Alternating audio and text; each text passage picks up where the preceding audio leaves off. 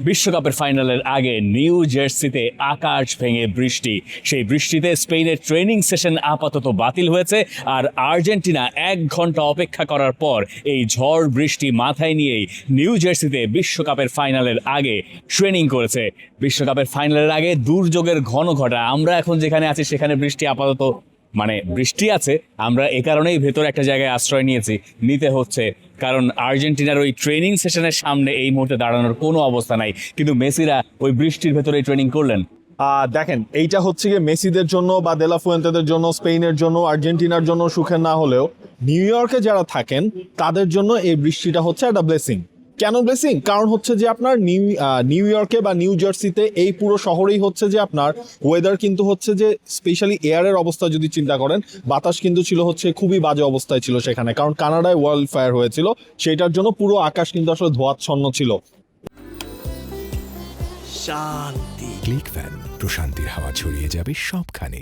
এ কারণে এই বৃষ্টিটাকে তারা বলছে ডার্টি রেইন, কিন্তু এই ডার্টি রেইনটাই স্পেনের মন খারাপ করবে, কারণ স্পেন হচ্ছে মেলানি লেইনে তারা যখন প্র্যাকটিসের প্রস্তুতিটা নিয়েছিল সবকিছু আসলে সেট ছিল, সেখানে সাংবাদিকরাও যে উপস্থিত হয়ে গেল, কিন্তু যেহেতু এখানকার নিয়মেই আছে ইউএস স্টোর্ম প্রোটোকল ল যেটা বলে আপনার এরিয়ার 8 মাইলের মধ্যে যদি কখনো কোনো বজ্রপাত হয় তাহলে 30 মিনিটস পর্যন্ত আপনি ট্রেনিং করতে পারবেন না। 11টায় স্পেনের ট্রেনিং টাইম ছিল, 11:45 পর্যন্ত ওয়েট করা হলো। 11:45 এসে ফিফা থেকে জানানো হলো স্পেন ট্রেনিং তারা করতে পারছে না, তারা ভেতরে অর্থাৎ ইনডোরে 45 মিনিটসের পর তারা হচ্ছে ওইখানে ওয়ার্ম আপ করেছে।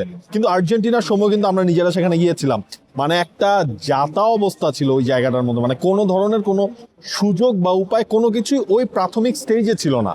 11:30 এখানকার স্থানীয় সময়ে লিওনেল মেসি এবং আর্জেন্টিনার ট্রেনিং শুরু করার কথা। খুব স্বাভাবিকভাবেই আর্জেন্টিনা সেখানে আগে থেকেই পৌঁছে গেছে, যেখানে ব্রাজিল টিম ছিল। ইন্টারেস্টিং ব্যাপার হচ্ছে যে জায়গাটায় ব্রাজিল টিম প্র্যাকটিস করছে, তাদের ক্যাম্প ছিল, সেই জায়গায় আর্জেন্টিনা বিশ্বকাপের ফাইনালের আগে প্র্যাকটিস করছে, এবং সেখানে যখন 11:30 বাজে তখন তুমুল বৃষ্টি। সেই বৃষ্টির কারণে আর্জেন্টিনা আরও 1 ঘন্টা অপেক্ষা করে এরপর তারা ট্রেনিংয়ে নেমেছে।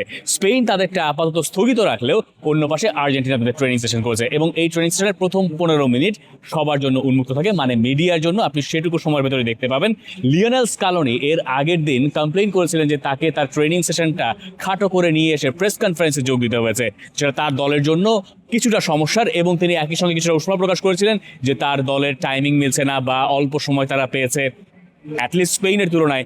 এই কারণে আর্জেন্টিনার জন্য এই ট্রেনিং সেশনটা ছিল মহা গুরুত্বপূর্ণ। এই বৃষ্টির ভেতরে ট্রেনিং করে আর্জেন্টিনার কি আদতে খুব একটা উপকার হবে? কারণ এইখানকার স্থানীয় সময় দুপুরবেলায় তো খেলা, এবং সেখানে খটখটে রোদ থাকার কথা হিসাব বলছে।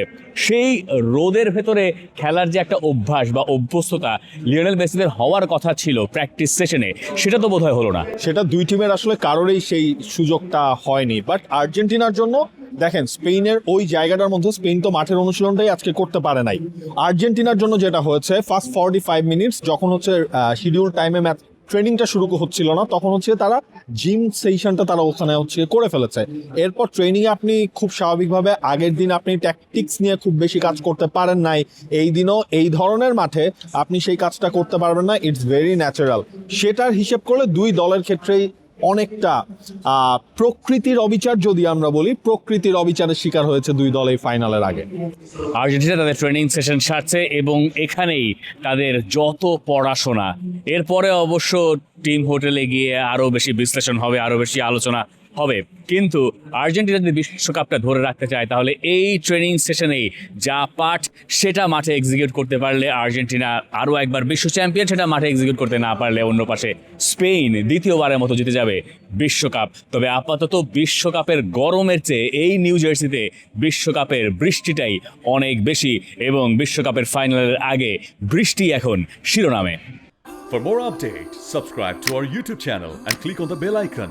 Follow us on Facebook and Instagram. Download T-Sports app to enjoy exciting games and highlights. Visit tsports.com.